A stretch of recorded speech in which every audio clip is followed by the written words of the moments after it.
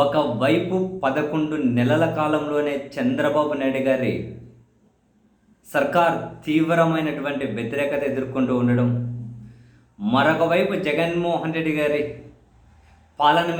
గత పాలన మీద జనాలలో పాజిటివ్ అభిప్రాయం కలుగుతూ ఉండడం, ఈ ప్రభుత్వంతో పోలిస్తే జగన్మోహన్ రెడ్డి గారు చాలా బాగా చేశారు అనే చర్చ జనాల్లో జరుగుతూ ఉంది. ఈ విషయాన్ని ప్రభుత్వ పెద్దలు కూడా ఈ విషయాన్ని వాళ్ళు కూడా చేరింది. అండ్ వాళ్ళు చేసుకున్నటువంటి సర్వేలలో కూడా ఏకంగా 71 మంది ఎమ్మెల్యేలు తీవ్రమైనటువంటి వ్యతిరేకత ఎదుర్కొంటున్నారంటే ప్రభుత్వం ఎదుర్కొంటున్నట్లే. ఇవన్నీ ఒకవైపు. మరొక వైపు జగన్మోహన్ రెడ్డి గారి జనంలోకి వస్తూ ఉంటే మాత్రం విపరీతమైన జనం క్రేజు. అండ్ జగన్ గారికి కల్పించాల్సినంత భద్రత కల్పించట్లేదు. దీని మీద వైఎస్ఆర్ కాంగ్రెస్ పార్టీ చాలా సీరియస్గా ఉంది.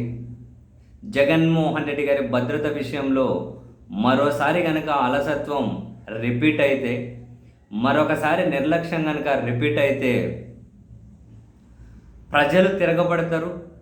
మేము ప్రజా ఉద్యమాలు చేయడానికి సిద్ధపడతాము అని నేరుగా సాక్షాత్తు బొత్స సత్యనారాయణ గారు లాంటి కీలక నేత మీడియా సమావేశం పెట్టి ప్రభుత్వాన్ని హెచ్చరించారు. అంటే జగన్ గారి భద్రత విషయంలో వైసీపీ అట్ పీక్స్ సీరియస్ ఉంది. బొత్స సత్యనారాయణ గారు అన్నారు, మేము ప్రధాని నరేంద్ర మోదీ గారిని కలవబోతూ ఉన్నాం. జగన్ గారి భద్రతలో మీరు ప్రదర్శిస్తున్న నిర్లక్ష్యాన్ని మేము వివరించబోతూ ఉన్నాం. ఏంటిది?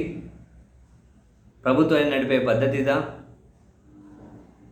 ఎలిఫాట్ దగ్గరను మన రామగిరి పర్యటన జగన్ గారు హెలిప్యాడ్ దగ్గరను ఇంకో దగ్గరను బ్యారికేడ్లు రోడ్డు మీద అడ్డు పెట్టకపోతే దానికి బాధ్యులు తోపుదుర్తి ప్రకాష్ రెడ్డి. ఆ పోలీసులు ఏం చేస్తారు?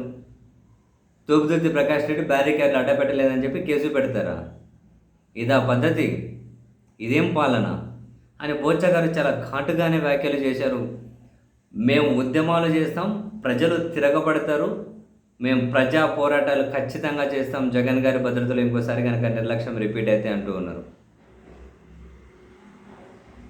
నిన్న వైఎస్ఆర్ కాంగ్రెస్ పార్టీకి సంబంధించిన నాయకులు కూడా చాలామంది జగన్ భద్రత రిలేటెడ్ మీడియా సమావేశాలు పెట్టి మరీ మాట్లాడారు. నేరుగా బొత్స గారే మాట్లాడారు. అండ్ బొత్స గారు ఇంకొక మాట కూడా అన్నారు.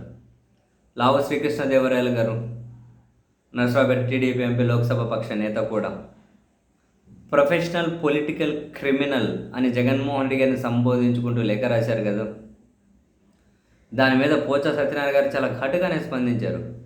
ఆ ఎంపీకి వాళ్ళ నాన్న శ్రీకృష్ణదేవరాయలకి వాళ్ళ నాన్న సంస్కారం నేర్పలేదా అని అడిగారు బొత్స సత్యనారాయణ గారు. మీ నాన్న సంస్కారం నేర్పలేదా, ఏమి ఎట్లా మాట్లాడాలి అని చెప్పి చాలా ఘాటుగానే. ఒకవైపు ప్రభుత్వం మీద వ్యతిరేకత, జగన్మోహన్ రెడ్డి గారి పాలనతో కంపేర్ చేయడం మొదలెట్టారు.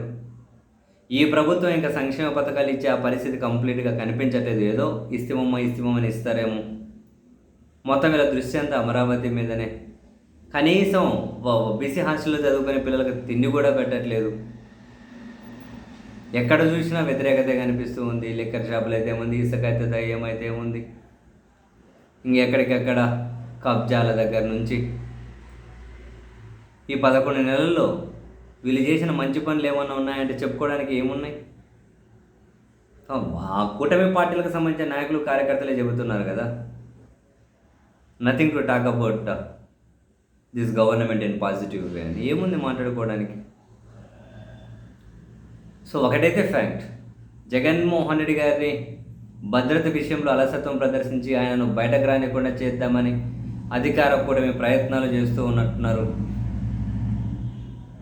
సో ఈ క్రమంలో వైఎస్ఆర్ కాంగ్రెస్ పార్టీ కూడా సీరియస్గానే తీసుకున్నట్లుంది. మరి వీళ్ళు కేంద్రానికి రిప్రజెంటేషన్ ఇవ్వబోతున్నారట. వాళ్ళు స్పందిస్తారా? లేదు వీళ్ళు న్యాయస్థానాలకు వెళ్తారు. ఇంతకుముందు కూడా జగన్ గారి భద్రత విషయంలో న్యాయస్థానాలకు వెళ్తే అక్కడ ఎంతమంది పోలీసులతో భద్రత కల్పిస్తున్నామో వీళ్ళు చెప్పారు. మరి ఇప్పుడు హైకోర్టుకు చెప్పిన విషయాలు బయట ఎగ్జిక్యూట్ చేయకపోతే ఆధారాలతో సహా వీళ్ళు కంటెంప్ట్ ఆఫ్ కోర్టు కింద మళ్ళీ పిటిషన్ వేయాల్సి ఉంటుందేమో, కంప్లైంట్ చేయాల్సి ఉంటుందేమో. చూడాలి నెక్స్ట్ జగన్ గారు ఫీల్డ్లోకి వచ్చినప్పుడు ఏ విధంగా సెక్యూరిటీ కల్పిస్తారు ఏంటి చూద్దాం.